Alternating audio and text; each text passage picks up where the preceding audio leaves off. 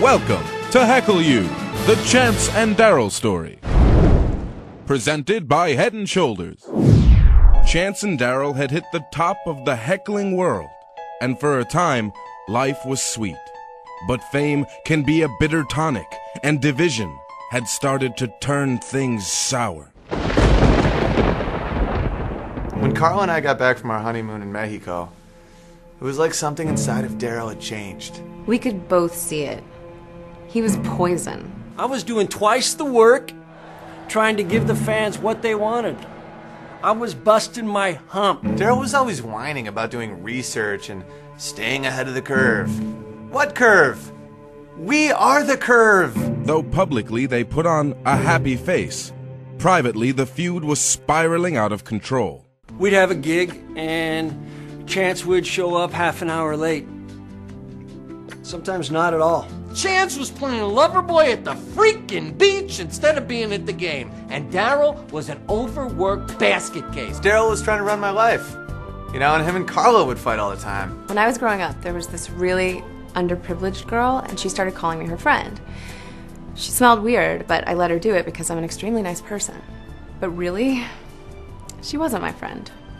She was just poor. Daryl is Chance's smelly poor girl.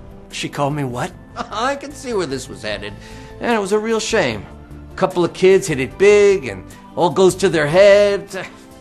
It's a common story, but it doesn't make it any less tragic. It's a really dark era. Daryl became a bitter workaholic and drove Chance deeper into Carla's arms.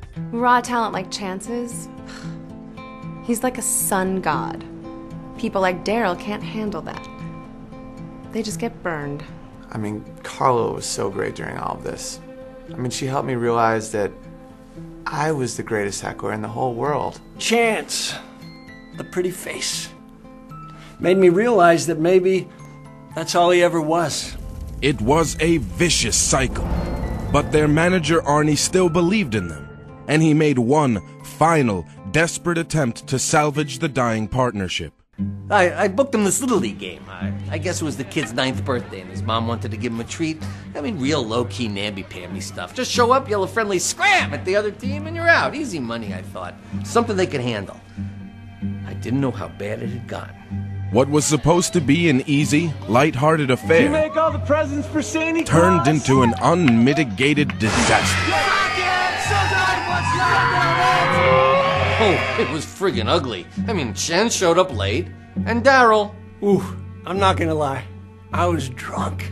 I mean, they broke all their own rules. Cursing, streaking, physical violence. I could have killed them.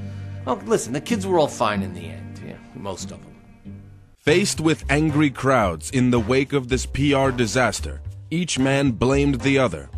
In his last official act as manager, Arnie scheduled separate press conferences for each of the men.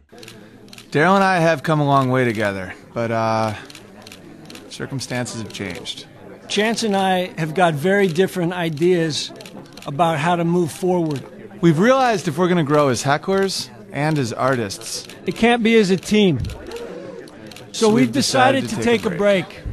We look forward to what the future holds. For me, I believe space travel. so I'd like to focus a little bit more on my music. CD drops in the fall. Fall. And just like that, the partnership was over. First rivals, then friends, now rivals again. They thought things were bad together, but apart, they would only get worse.